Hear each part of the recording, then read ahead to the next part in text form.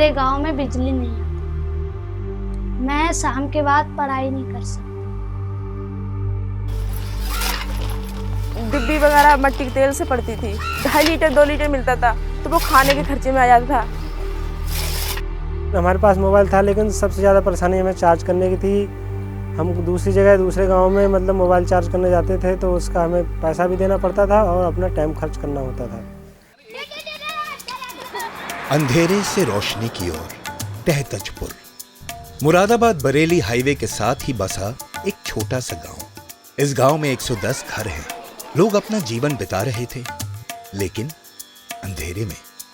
बरेली से सिर्फ 5 किलोमीटर की दूरी पर होने के बावजूद यहां बिजली अभी तक पहुंच नहीं पाई थी। ILFS की ग्रुप कंपनी ITNL ने जब मुरादाबाद बरेली हाईवे का निर्माण शुरू किया, वे जानते थे कि तरक्की की रफ्तार जहां सड़कों पर दिखाई देगी, वहीं हाईवे के आसपास बसे गांव का विकास होना भी बहुत जरूरी है। हमने हर गांव में एक असेसमेंट किया कि यहाँ के लोगों को परेशानी क्या है और कौन से ऐसे विलेज हैं जिनमें हम डायरेक्ट इंटरवेन करें और लोगों के लाइफ स्टैंडर्ड को इंक्रीज करें, उनकी लिविंग स्टैंडर्ड्स को इंक्रीज करें। उनके पास अभी तक बिजली भी नहीं है और ये बिजली एक ऐसा रोड ब्लॉक था इनके लिए जिससे इनका फर्दर कोई डेवलपमेंट नहीं हो रहा था, ना एजुकेशन में, ना यहाँ के लोग अपना कोई बिजनेस बढ़ा पा रहे थे, ना कुछ। गांव वालों ने मिलकर ILFS और एक स्वयं सेवी संस्था मृदा की भागीदारी से अंधेरे के खिलाफ उठाया एक ठोस कदम। हमने एक प्लान बनाया कि सोलर पावर इनको प्रोवाइड की जाए जो मोस्ट रिलायबल होगी और इनको हम एक बार इंफ्रास्ट्रक्चर डेवलप करके दे दें।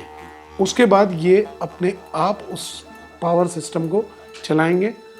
गांव में ऑफ ग्रिड सोलर पावर की स्थापना हुई। घर घर लगाए गए सोलर पैनल्स। एक सोलर पैनल से 20 घरों में बिजली आ सकी। हर घर में 2 बल्ब और एक मोबाइल चार्जिंग यूनिट काम करने लगा।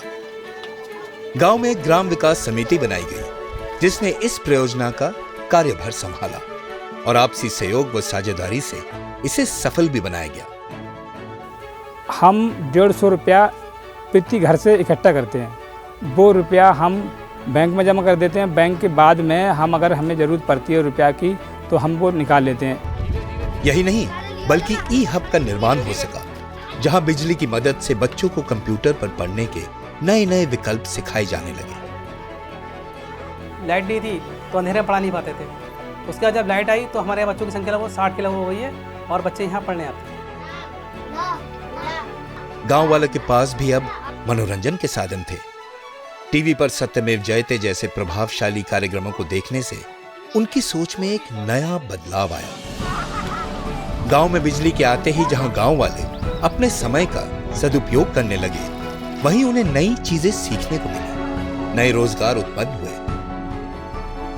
रोशनी के नए सवेरे के साथ आज तहतजपुर जाग उठा है। संभावनाओं के खुले आसमां में उड़ान भरने के लिए संभव है कि ये उड़ान देश के अन्य गांव के लिए एक उदाहरण साबित हो।